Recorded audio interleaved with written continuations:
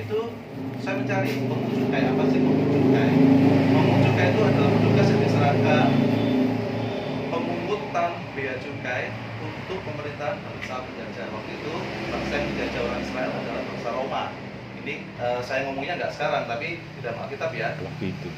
Jadi pemungut cukai itu petugas-petugas yang diserahkan untuk memungut pajak-pajak orang-orang atau warga yang dijajah oleh bangsa Roma.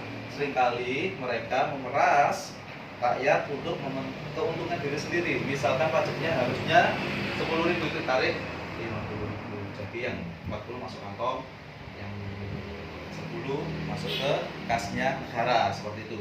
Itu misalkan aja. Sehingga mereka disebut bersama-sama orang yang berdosa. Jadi karena perbuatan mereka yang salah itu, mereka disebut orang berdosa. Dan pemungut cukai menurut Kamus Pedoman yaitu pemungut pajak dari orang banyak. Dari Lukas 5 ayat 27 dianggap sebagai perampas. Lukas 3 ayat 13 seringkali dipersalahkan karena dianggap perampas harta orang lain. Itu tadi kan kuras.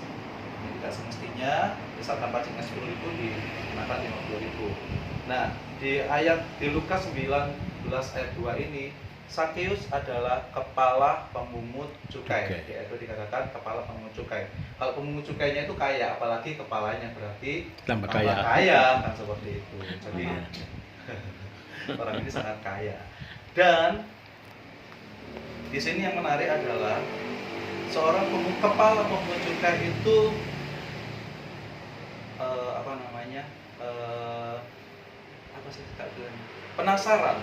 penasaran dengan Yesus, ya kan? Seharusnya kalau sudah kaya, sudah di kepala, ngapain? Siapa sih Yesus itu? Ya kan sih? Siapa sih Yesus itu? Sopo Yesus itu? Wong iki bukan imam kepala ibadat, bukan. Ya kan, katakan seorang nabi, tapi apalah. Mungkin dari cerita-cerita orang yang didengarnya itu orang itu kok luar biasa sekali. Akhirnya penasaran lah, sampai dibela-belain mau ngajak pohon arah untuk melihat Yesus. Ya kan? Di situ seorang kepala pemungut cukai membelain dirinya untuk naik. Kalau di sini mungkin gini ya, ada petugas pajak dan ada kepala pajak ya. Itu kepala pajaknya itu yang naik. Misalkan di sini itu kecamatan itu kepala Pak Camate lah, Pak Camate loh munggah, bose lah seperti itu munggah. Bagaimana perasaannya? Malu nggak sih kira-kira?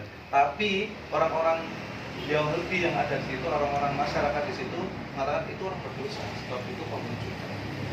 Ya kan? Mereka tidak menghargai sekali apa itu pemungut cukai. Tapi di sini yang terjadi adalah Sakeus mau melepaskan kekepalaannya sebagai pemungut cukai untuk mau melihat Yesus naik. Nah, itu sangat memalukan sekali loh. Misalkan uang gelantungan cuman delok Tuhan Yesus itu bagaimana? Malu sekali. Nah, di situ satu hal yang menjadi titik balik Sakeus untuk bertobat, yaitu Yesus mau menerima Sakeus. Di ayatnya yang sampai saya di ayatnya yang ke-5, ketika Yesus sampai ke tempat itu, ia melihat ke atas. Sebetulnya Yesus tahu nggak dari awal? Pasti tahu, karena dia Tuhan. Dan Tuhan tahu, dan Tuhan Yesus tahu bahwa ada yang mau bertobat nih. Makanya dia sengaja lihat ke atas dan Sakeus ini nih, turun loh. Sorry, saya bahasa ini. Kamu turun gitu. Kamu turun di sini. Saya mau nginap di rumah kamu. Bayangin, orang yang lagi penasaran dengan orang yang lagi viral, habis itu didatengin, misalnya gini lah, bupati datang habis itu nyamperin Pak Dirai, Pak Rai, aku mau mangan ning omamu, ada sawo nengeran, pasti senang. Dan itu Tuhan Yesus pastinya sebagai orang yang terkenal waktu itu, sangat terkenal karena perbuatannya, menyembuhkan orang sakit, menghidupkan orang mati, dan bla bla bla, banyak sekali perbuatannya. Makanya Sakeus merasa sangat kagum. Dan di situ titik balik Sakeus untuk bertobat. Di situ dia mau melihat hatinya Tuhan. Dia melihat bahwa ternyata masih ada yang mengasihi aku. Karena apa? Hati Sakeus mungkin sangat sedih ya. Memang dia berkelimpahan harta, memang dia adalah kepala dari pemungut cukai, tapi dia adalah orang yang tertolak. karena dia dimusuhi sama orang-orang masyarakat. Kamu itu orang berdosa, ngapain? Kalau misalkan mati pun kamu masih masuk neraka yang ke tingkat paling bawah. Katakan seperti itu ya kan. Orang-orang kan biasanya pada menghakimi, memvonis. Jadi kamu itu banyak berdosa. Kalau kita melihat orang berdosa, bagaimana sikap kita? Ya kan? Berdosa mati bunuh rokok, titulas lah. Jadi kayak sok munggah. Tipe bisa. Jebel. Semoga orang itu gak iso lah mendukung ngangel kan. Ya, betul. Nah, tapi Tuhan Yesus datang mau menerima Sakeus.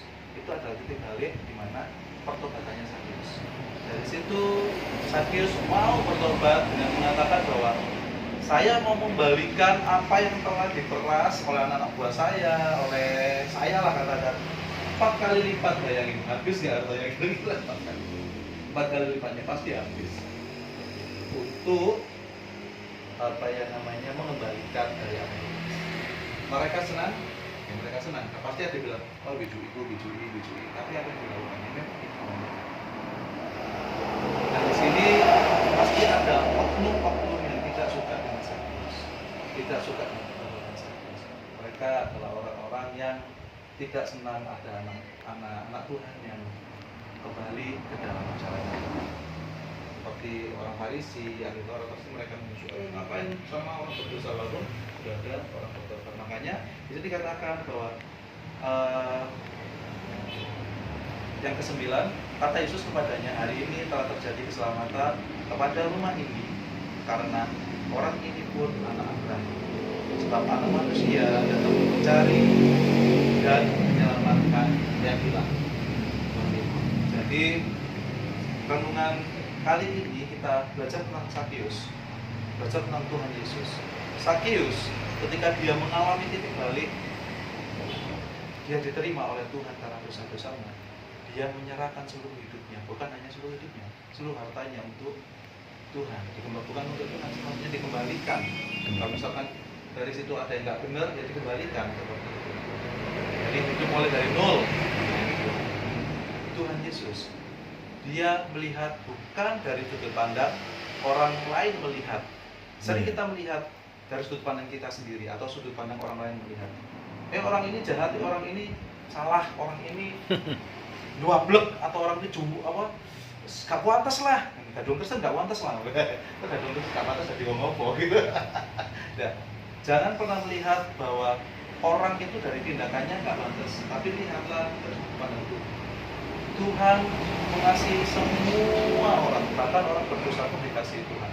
Pengalaman saya waktu praktek, waktu sekolah di Surabaya, sekolah misi di Surabaya, saya waktu itu praktek di Jakarta. Dan prakteknya, Bapak Ibu tahu, saya praktek di mana? Saya praktek di ex narapidana. Ex narapidana. Jadi pemimpin saya bilang seperti ini, jangan pernah menunjukkan kalian punya harta benda, jangan pernah menunjukkan kalian punya HP, jangan menunjukkan kalian bawa dompet. Intinya kalian datang ya dengan apa kalian. Gitu. Terus saya lihat di sana ya namanya ex narapidana ya, ada yang sabu, maksudnya itu udah setengah gitu loh, maksudnya itu bekasnya orang nyabu, terus udah di karantina, di rehabilitasi, terus bertobat jadi orang benar. Pasti orangnya masih nggak full separuh kan, karena masih terbawaan. Terus habis itu ada yang petal-petal, pokoknya mengerikan sekali lah kan mereka. Iya. Mendeli. Ketika salaman pun saya yang teringat itu kata-kata pemimpin saya yang memilih, jangan pernah berkontak yang bagaimana gitu dengan mereka. Saya nggak takut. Tetapi ketika saya pulang dan ibadah itu selesai, ada suara yang berbicara dalam hati saya seperti ini. Kamu lihat satu-satu dari mereka. Kamu lihat mereka menyalami dengan tulus, mereka kayak anak masih bayi gitu. Yeah. Mereka masih polos gitu, karena mereka hidup baru ya kan. Iya. Terus kamu lihat mereka, hidup mereka ditolak sama orang-orang, mereka dikucilkan, bla bla bla bla bla bla, dan dikatakan satu kata yang membuat saya menangis. Saya mengasihi mereka. Saya berpikir, siapakah saya? yang menganggap mereka itu nggak pantas. Siapakah saya menganggap mereka itu nggak layak? Sedangkan Tuhan yang menciptakan langit dan bumi itu mengasihi mereka. Dari situ saya bertobat, saya belajar untuk memandang dari sudut pandang Tuhan. Ya, hal ini jatuh bangun sering saya lakukan. Saya masih di sini pun juga saya masih memandang manusia dari sudut pandang orang, apa yang orang lain katakan. Ketika hal itu terjadi, barometernya dari istri saya. Istri saya mengatakan, ayo Pak, coba lihat dari sudut pandangnya Tuhan. Seperti itu, saya langsung kayak ditampar, ditampar Tuhan. Maksudnya itu, saya berusaha untuk memandang dari sudut pandangnya Tuhan. Kalau kita selalu memandang dari sudut pandangnya Tuhan, itu kita nggak akan menilai setiap orang itu jelek. Tuhan itu menciptakan setiap orang baik. Kalaupun orang jelek, berarti orang itu sedang dalam ketidaktahuan. Bagaimana cara kita untuk menerima mereka? Mereka adalah ciptaan Tuhan. Kita berdoa, mereka sudah tidak bertobat. Kalau mereka mau dibimbing, kita bimbing. Kalau tidak, ya kita doakan supaya mereka mau bertobat. Syukur-syukur seperti Sakeus tanpa didoakan sudah mengalami bertobat. Ini yang menjadi firman di siang hari ini, semoga menjadi kekuatan dari bersama. Amin. Mungkin